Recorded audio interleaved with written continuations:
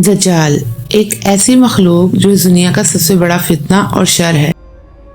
ایک مذہب کے ماننے والے اسے اپنا نجات دہندہ، جبکہ دوسرے مذہب کے پیروکار اس کو اپنا سب سے بڑا دشمن مانتے ہیں۔ قیامت کے نزدیک ظاہر ہونے والا یہ فتنہ کون سا ہے، اور جب یہ ظاہر ہوگا تو کون سا فساد مچے گا؟ دنیا میں بدی کے ناموں میں دو ہی نام لیے جاتے ہیں، ایک کا نام شیطان جبکہ دوسرے کا نام دجال ہے۔ اللہ پاک نے دجال کو پیدا فرما کر مشرق کی جانب کسی دور دراز علاقے میں قید فرما دیا تھا۔ اللہ کے نبی صلی اللہ علیہ وسلم نے دجال کو اس دنیا کا سب سے بڑا فتنہ قرار دیا ہے اور حکم دیا ہے کہ ہر مسلمان اس فتنے کی شر سے پناہ مانگے، جبکہ یہودیوں کے نزدیک دجال حضرت موسیٰ علیہ السلام کے بعد سب سے زیادہ قابل عزت شخصیت ہے، جسے وہ اپنا مسیحا قرار دیتے ہیں، اور ان کے مطابق مسیح دجال حضرت داؤد علیہ السلام کی اولاد میں سے ہیں۔ ان کا خیال ہے کہ دجال دنیا میں یہودیت قائم کر کے حضرت داؤد علیہ السلام کی بادشاہت کو زندہ کرے گا۔ یہودیوں کا یہ بھی ایمان ہے کہ دجال کی آمد کے بعد دنیا بھر میں غیر یہود لوگوں کو قتل کر دیا جائے گا، اور پھر مسجد اقصی کو شہید کر کے اس کی جگہ ہیکل سلیمانی یعنی تھرڈ ٹیمپل کو تعمیر کرے گا، اور اس کے بعد دنیا پر صرف بنی اسرائیل کی حکومت ہوگی۔ یہی وجہ ہے کہ دنیا بھر کے یہودی ایک لمبے عرصے سے دجال کی آمد کا انتظار کر رہے ہیں، بلکہ آج کے دور میں تو اس کے آنے کی تیاریاں بھی مکمل ہو چکی ہیں۔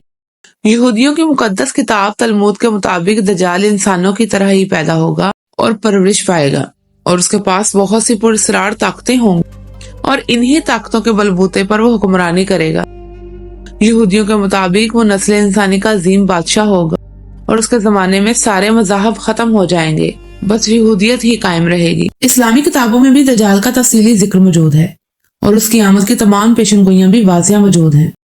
دجال کے معنی عربی میں جھوٹے اور گمراہ کن شخص کے ہیں، اور اس بدترین شخص کا نام دجال اس لیے رکھا گیا کہ وہ جھوٹ، فریب، مکاری اور دھوکہ دہی میں سب سے آگے اور اولین درجہ کا ہوگا۔ لہٰذا حضرت ابو قتادہ رضی اللہ تعالیٰ عنہ فرماتے ہیں کہ رسول اللہ صلی اللہ علیہ وسلم نے ارشاد فرمایا، حضرت آدم علیہ السلام سے لے کر تا قیامت کوئی مخلوق دجال سے بری نہ ہوگی۔ اس طرح دجال کے حوالے سے مختلف کتابوں میں مختلف روایتیں اور احادیث موجود ہیں، اور اگر ان کو جمع کیا جائے تو اس کی شکل و صورت کچھ یوں بنتی ہے۔ دجال پس قامت، بھاری بھرکم جسم اور مکروہ چہرے والا ہوگا، اور اس کے بال گھنگریالے اور بے ترتیب ہوں گے، اور دانی آنکھ کانی جیسے انگور کا ابھرا ہوا دانہ ہوتا ہے ایسی ہوگی، اور دونوں آنکھوں کے درمیان یعنی ماتھے پر کافر لکھا ہوا ہوگا۔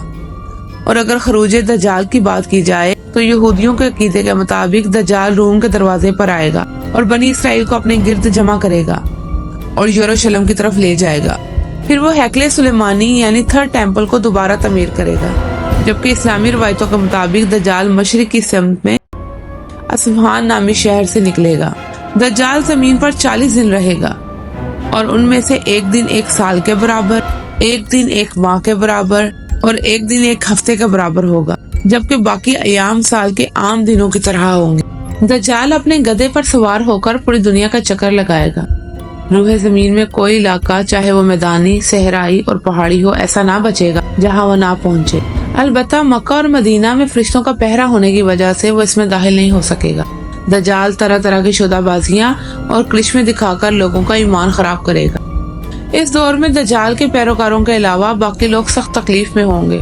یہودی اپنے سیکنڈ ٹیمپل کی تباہی کے بعد اپنے مسیحا دجال کا بے صبری سے انتظار کر رہے ہیں۔ دجال کے شر سے قبروں کے مردے تک محفوظ نہ ہوں گے، وہ بھی اس کے فتنہ اور فساد میں مبتلا ہو جائیں گے۔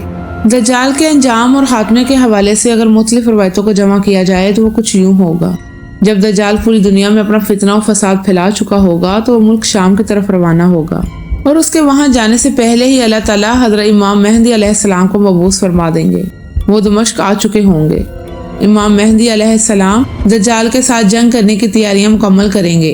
اسی وقت حضرت عیسیٰ علیہ السلام 2 فرشتوں کے کندھوں پر تکیہ کیے آسمان سے دمشق کی جامع مسجد کے مشرقی مینار پر جلوہ افروز ہوں گے، اور حضرت امام مہدی علیہ السلام سے ملاقات فرمائیں گے۔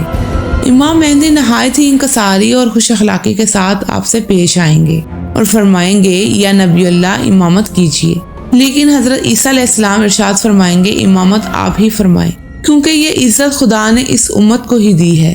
پس حضرت امام مہدی علیہ السلام نماز پڑھائیں گے، اور حضرت عیسیٰ علیہ السلام آپ کے پیچھے نماز پڑھیں گے۔ نماز سے فارغ ہو کر امام مہدی پھر حضرت عیسیٰ علیہ السلام سے کہیں گے، یا نبی اللہ لشکر کا انتظام آپ کے سپرد ہے۔ جس طرح آپ چاہیں انجام دے۔ آپ فرمائیں گے یہ کام آپ ہی انجام دے، میں تو صرف دجال کو قتل کرنے آیا ہوں جس کا مارا جانا میرے ہی ہاتھوں میں لکھا ہے۔